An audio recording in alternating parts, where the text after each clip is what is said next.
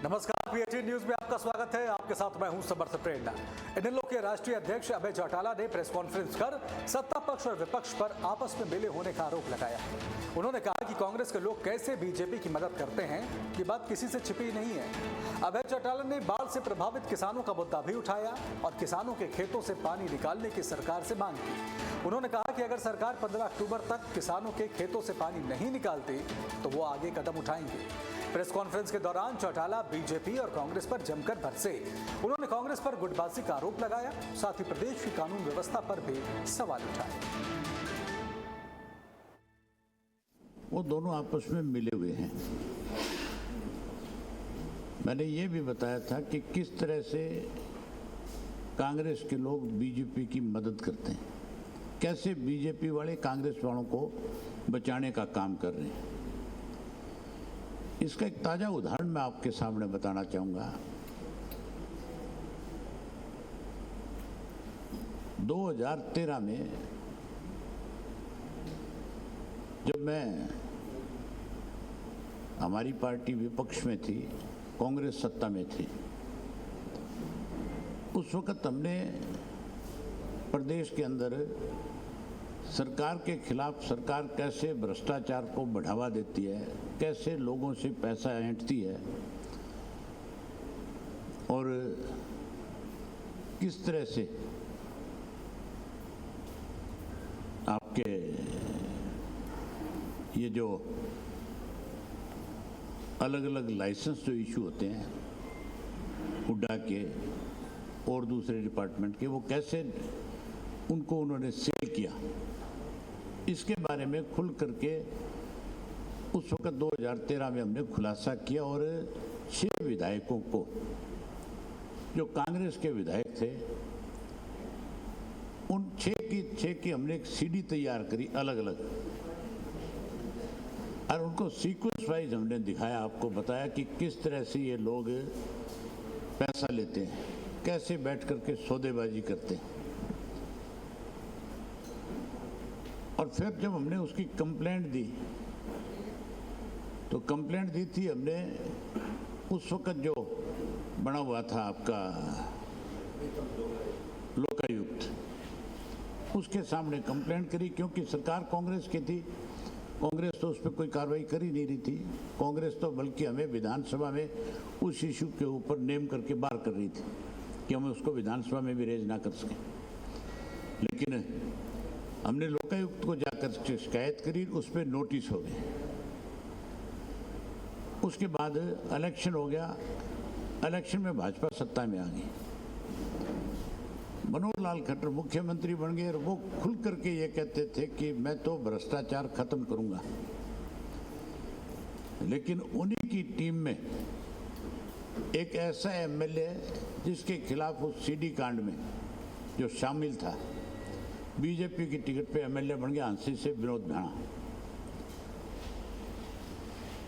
तो जब विनोद भाणा एमएलए बन गया उनका, तो फिर उन्होंने उस सारे इशू को दबा दिया कि इसमें कहीं ना कहीं तुम्हारा एमएलए भी सम्मिलित पाया जाएगा। जो बीजेपी ये कह रही थी कि हम भ्रष्टाचार के खिलाफ हैं, उसने आज 13 साल हो गए उन बातों को, 12 साल हो गए, उस सारे इशू को दबा करके रखा। और कांग्रेस पार्टी ने आज फिर ये दोबारा साबित कर दिया, कांग्रेस का अध्यक्ष राव नरेंद्र को बना करके, कि उनके लिए भ्रष्टाचार करने वाला व्यक्ति कोई मायने नहीं रखता। उनके राज में इस बात की छूट थी कि तुम दोनों हाथों से प्रदेश को लूटो, अपनी जेब भरो, हमारे तक पैसा पहुंचाओ और लोगों को चाहे किसी भी परेशानी का सामना करना पड़े, उससे आपको कोई तकलीफ ना हो। आज फिर ये साबित हो गया, अगर बीजेपी ये कहती है कि हम भ्रष्टाचार करने वाले लोगों के खिलाफ सख्त कार्रवाई करेंगे, तो ये जो 6 लोगों के खिलाफ हमने सीडी दी थी, जिसमें आज कोर्ट ने संज्ञान लिया है, रतियावाड़ा जो एमएलए मौके का, उसके खिलाफ डिस्ट्रिक्ट कोर्ट ने संज्ञान लिया, तो इनको तुरंत इसके लिए एक एसआईटी गठित करनी चाहिए और इन 6 लोगों के खिलाफ, जिनके खिलाफ हमने सीडी जारी करी थी, उनके खिलाफ नए सिरे से इंक्वायरी करके और उसमें आगे बढ़ना चाहिए। अगर बीजेपी ईमानदारी से काम करेगी तो फिर तो हम ये मान सकते हैं कि बीजेपी भ्रष्टाचार के खिलाफ है, और अगर इसमें कुछ नहीं करती तो फिर इसका मतलब सीधा सा ये है कि भाजपा वाले कांग्रेस वालों को बचाना चाहते हैं। आपस में अगर मिले हुए ना होते तो फिर अब तक कार्रवाई होती कि नहीं होती। आज हमने भाजपा को, सरकार को पिछले दिनों मैंने खुल करके कहा था कि या तो 15 दिन के अंदर अंदर किसान के खेत में जो पानी खड़ा है बारिश की वजह से, जो फसलें खराब हुई है, उसका तुरंत मुआवजा दे दे, और अगर मुआवजा नहीं देंगे तो फिर हम उसके खिलाफ किसानों को साथ लेकर के लड़ाई लड़ेंगे और उनके साथ जब तक न्याय नहीं होगा, जब तक मुआवजा नहीं मिलेगा, पानी नहीं निकलेगा, उनकी लड़ाई को आगे बढ़ाएंगे। आज फिर दोबारा ये बात आपके माध्यम से सरकार को कहना चाहता हूँ कि 15 तारीख डेडलाइन है हमारी। 15 तक या तो किसान के खेत का पानी निकाल दो और मुआवजा दे दो, नहीं अगर पानी नहीं निकालोगे, मुआवजा अगर नहीं दोगे तो फिर आगे इस चीज़ का जो भी कोई, हम अपनी तरफ से ये चेतावनी देते हैं कि आगे अगर इसमें कुछ भी होगा उसके लिए सरकार जिम्मेवार होगी पूर्ण रूप से। फिर चाहे हमें किसी भी हद तक आगे बढ़ना पड़े, फिर हम पीछे नहीं हटेंगे, आगे बढ़ेंगे और उसके लिए पूर्ण रूप से सरकार जिम्मेवार हो जाएगी। 7 तारीख को अपने प्रदेश कार्यकारिणी की बैठक बुलाई है रोहतक के अंदर। हम अपने पार्टी के सभी जो प्रदेश के कार्यकारिणी के सदस्य हैं उन सबका आभार व्यक्त करेंगे कि उन्होंने सम्मान दिवस के लिए जो जो जिम्मेवारी लगाई उसको निभाने का काम किया, और आगे कैसे और संगठन को मजबूत किया जाए, संगठन में और नए लोगों को कैसे जोड़ा जाए, उन सब बातों पे भी चर्चा करेंगे। और उसके साथ साथ 3-4 इस किस्म के प्रस्ताव भी लेकर के आएंगे, कानून व्यवस्था पे लेकर के आएंगे। ये जो पानी की वजह से, बारिश की वजह से नुकसान हुआ इसके ऊपर भी, और अन्य जो और कई मामले इस तरह के उन सब पे चर्चा करेंगे। आज तो रोहतक जो है वो हरियाणा की राजनीति का एपिसेंटर बन गया है। आपकी रैली के बाद अमित शाह भी आए हैं और उसके बाद अब एक बार फिर से प्रधानमंत्री 1 साल के कार्यकाल पूरा होने पर हरियाणा का दौरा कर रहे हैं। क्या कहेंगे सर जिस तरीके से तमाम? आप ये मान के चलो कि केंद्र की सरकार के पास सोर्स है जो रिपोर्ट्स मंगवाती है प्रदेश से। भाजपा को भी इस बात का एहसास है कि तुम्हारी सरकार टोटल फेलियर पे है। आज प्रदेश का हर व्यक्ति बीजेपी से नाराज है, दुखी है, परेशान है। मौका मिलते ही भाजपा को सत्ता से बाहर कर देगी। इसलिए कहीं ना कहीं लोगों में फिर से जगह बनाने के लिए, लोगों का विश्वास जीतने के लिए, चाहे अमित शाह दौरा करें चाहे प्रधानमंत्री करें, लेकिन अमित शाह और प्रधानमंत्री के आने से किसान की फसल का जो नुकसान है उसकी भरपाई नहीं हो रही। आज कह रहे हैं कि हमने 1000 करोड़ रुपया हरियाणा प्रदेश को तोहफे के रूप में दिया है, तो फिर अमित शाह जी ये भी बताएं कि जो किसान की खेत की फसल खराब हुई बारिश की वजह से, उसके लिए उनकी सरकार ने कौन सा कदम उठाया, उसका मुआवजा तय क्यों नहीं किया, उसके खेत का पानी क्यों नहीं निकाला। सर, कल से विजेंद्र सिंह सद्भाव यात्रा निकाल रहे हैं, पूरे प्रदेश के निकालने जा रहे हैं। इसका मतलब कांग्रेस में बड़ा विवाद है कि सद्भावना की जरूरत पड़ेगी कांग्रेस को। आप ये मान के चलो कि कांग्रेस में एक नया गुट और खड़ा हो जाएगा, एक नया ग्रुप और तैयार हो जाएगा। जिस पार्टी में गुटबाजी होगी, जिसमें अनुशासनहीनता होगी, जिसमें डिसिप्लिन नहीं होगा, वो पार्टी आगे नहीं बढ़ सकती। सर, कांग्रेस के अनदेखा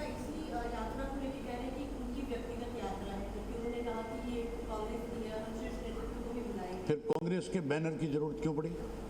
अगर व्यक्तिगत है तो फिर कांग्रेस का बैनर क्यों यूज करें?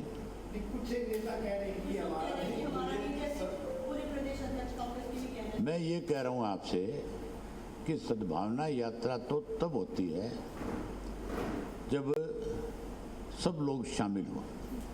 यहाँ तो अलग अलग ग्रुप है। कांग्रेस का जो पहला अध्यक्ष था, जो पहले दिन ये कह रहा था कि हम इस यात्रा से दूरी बना करके रखेंगे, उसका तो मामला ठीक हो गया कि नहीं हो गया?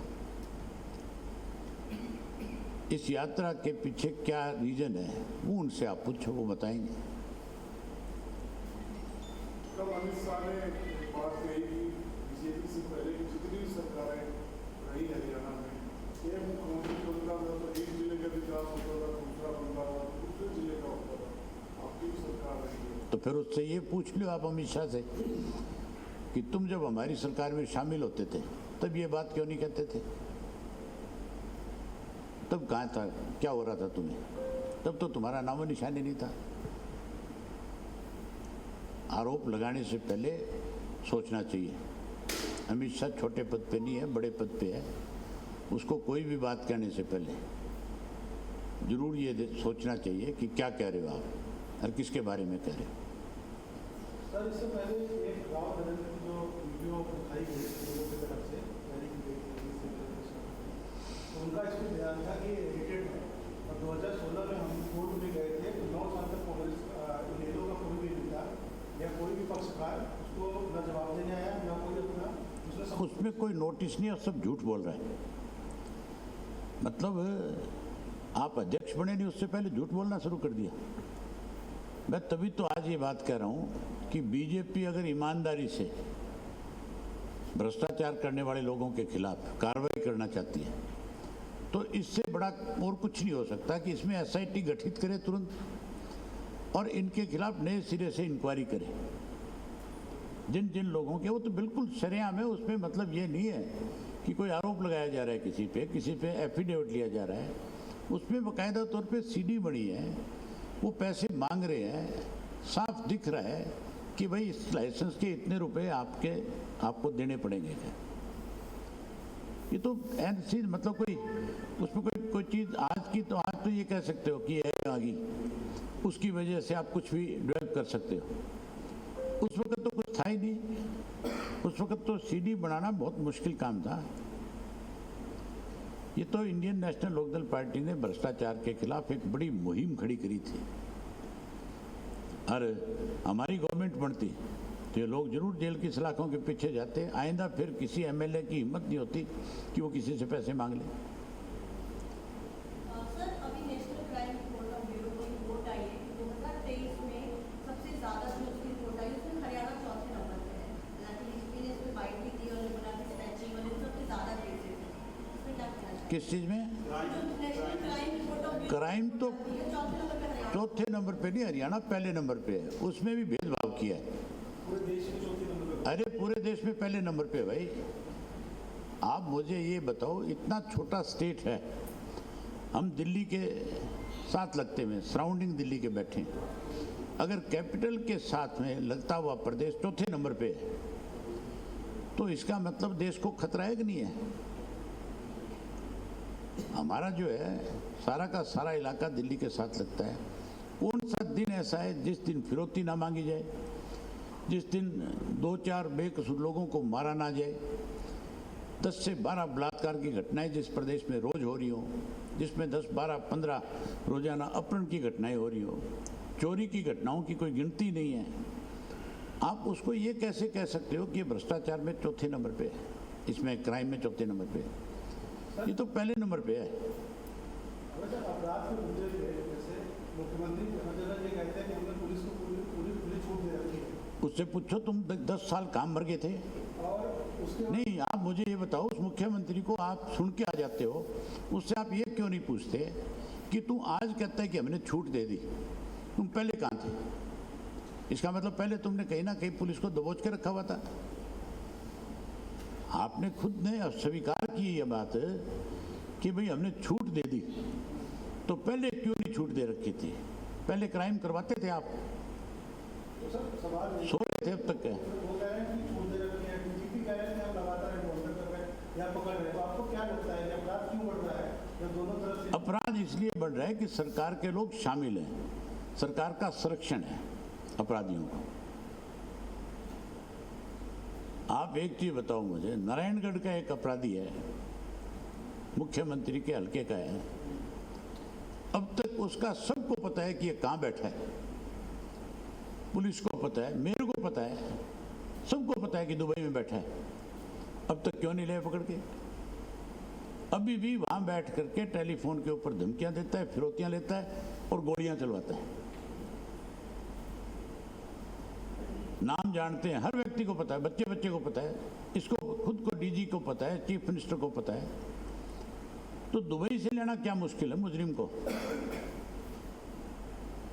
अगर कोई दूसरा व्यक्ति इनकी पार्टी के किसी व्यक्ति के खिलाफ छोटी मोटी कोई झगड़ा हो जाए, तो जो झगड़ा करता है अगर वो कहीं भाग जाता है तो पुलिस उसके माँ बाप को उठा लेती है, उसके भाई को उठा लेती है कि उसको को पेश हो जाए। तो फिर उसको पेश क्यों नहीं कराया जा रहा? पेश होना चाहिए कि नहीं होना चाहिए अपराधी? पुलिस तो कहती है सर, अपराधी जो ऐसे कुख्यात अपराधी उनका नाम नहीं लेना चाहिए, मतलब मीडिया में भी नाम लिया जाता है। आगे आ जा, तो पीछे मत बैठ। ये तो कल्याण की विधानसभा में क्या बताती है? क्या कहती है पुलिस? पुलिस का ये कहना है कि जो ऐसे कुख्यात अपराधी है, गैंगस्टर है, उनका नाम लेना ठीक नहीं है। क्यों नहीं ठीक है? डरते हो तुम लोग का? इसका मतलब अपराधियों का भय तुम्हारे अंदर भी है। नाम क्यों नहीं लेना चाहिए? जब एक आदमी टेलीफोन करके कहता है मैं फला आदमी बोल रहा हूँ और मैं तेरे से फिरौती कितने पैसे मांग रहा हूँ, अगर वो अपना नाम बता करके धमकी दे रहा है, डरा रहा है, तो फिर पुलिस उसके नाम से क्यों घबराती है? मीडिया को कहा जा रहा है कि इन्हें ग्लोरीफाई ना करें। क्यों नहीं करे? बताना चाहिए खुल करके कि ये लोग अपराधी है, ताकि उनके खिलाफ कार्रवाई हो। अपराधियों के नाम छुपाने से कोई अपराध कम हो जाएगा? सदन में भी मुद्दा ये उठाया गया था कानून व्यवस्था को लेकर। तो इसलिए कह रहे हैं ये लोग कि ये उन लोगों को संरक्षण देते हैं भाई। अब ये संरक्षण नहीं है तो और क्या है? जो नारायणगढ़ वाला जो है, जिसका शरीर पता है सबको, अब तक क्यों नहीं लिया गया? अब तक लेना चाहिए कि नहीं लेना चाहिए था पकड़ के? अगर आप कनाडा से ला सकते हो अपराधियों को पकड़ करके, तो दुबई से क्यों नहीं ला सकते? दुबई के साथ तो आपकी ट्रीटी है, दुबई तो कहती है भी ले जाओ हमारे यहाँ से जो भी कोई अपराधी है। कितनी बार आपकी एसआईटी दुबई में गई है? ये चीज़ तो मैं अब की बार हमारे एमएलए से कहूँगा कि भाई तुम अनस्टार्ड क्वेश्चन लगाओ और पूछो सरकार से कि कितनी बार एसआईटी ने कहाँ कहाँ इंटरनेशनल लेवल के ऊपर अपराधियों को पकड़ने के लिए संपर्क किया है या वहाँ जा कर के आए हैं, किस किस अपराधी के लिए गए हो, तो पूछें सरकार से। विधानसभा में भी मुद्दा ये चला था कानून व्यवस्था का, इसके ऊपर इनेलो को लेकर के ये था कि कांग्रेस को शोर मचाने के लिए इनेलो विधायक जो है वो अपनी उपस्थिति उस हिसाब से नहीं दर्शा पाए। शोर कहाँ मचा रहे थे? वॉकआउट कर रहे थे कांग्रेस वाले, तो शोर कहाँ मचाया? मुझे आप ये बताओ, शोर नारेबाजी करने से क्या होगा? आप मुझे ये बताओ, नारेबाजी करके हाउस को 5 बार आपने सस्पेंड करवा लिया, आपने उस इश्यू के ऊपर वॉकआउट क्यों किया? आप लड़े क्यों नहीं? आपने उदाहरण क्यों नहीं दिए कहाँ कहाँ अपराध हुआ, किस किस अपराधी को आपने संरक्षण दिया, किस वजह से अपराध जो है? इस बात का सरकार से जवाब मांगते हैं। जवाब मांगने की बजाय भाग्य कि नहीं भाग्य, हाउस छोड़ करके भागे। हमारे दोनों एमएलए पूरे समय तक बैठे रहे और जब मौका मिला तो उसी इशू को लेकर के उन्होंने सरकार के सामने क्वेश्चन रेज किए, सरकार को उस मामले में कटघरे में खड़ा करने का काम किया। ये तो केवल शोर मचा करके तुम्हारे अखबार की, मीडिया की खबर बना रहे थे कि हमने 5 बार हाउस सस्पेंड करा दिया। हाउस सस्पेंड कराने से और उस चीज़ का लोगों के सामने लोग कैसे संतुष्ट हों, लोग कैसे इस बात को माने कि हमारी आवाज़ कोई विधानसभा में उठा रहा है। विधानसभा में आवाज़ नहीं उठाई, भाग गए। चुनाव साहब, ज्वाइनिंग्स का एक बड़ा सिलसिला जो है रैली से पहले देखने को मिला था कि आने वाले समय में कुछ बड़े अब भी आप बड़े चेहरे देखोगे। हर 10 दिन में 15 दिन के अंदर हरियाणा प्रदेश के अंदर अलग अलग राजनीतिक दलों को छोड़ करके लोग इंडियन नेशनल लोकदल पार्टी को ज्वाइन करेंगे। बड़ी ज्वाइनिंग होगी, जिनकी अपनी एक पहचान, मतलब वोट के रूप में। नाम तो वोटों के बड़े हैं, पर हमारे यहाँ कहावत है, नाम बड़े दर्शन छोटे के। पर मैं उन लोगों को ज्वाइन कराऊंगा जिनके समाज के अंदर एक अपनी पहचान होगी। सर, अभी थोड़े दिन में संपत सिंह जी का नाम काफी आया हुआ है सामने, ये भी चर्चा चल रही है। ये फैसला चौधरी संपत सिंह करेंगे। चौधरी संपत सिंह हमारे आदरणीय है, और चौधरी संपत सिंह का और हमारा आज का रिश्ता नहीं है। आप जब पैदा नहीं हुए उससे पहले के रिश्ते हैं। बहुत धन्यवाद।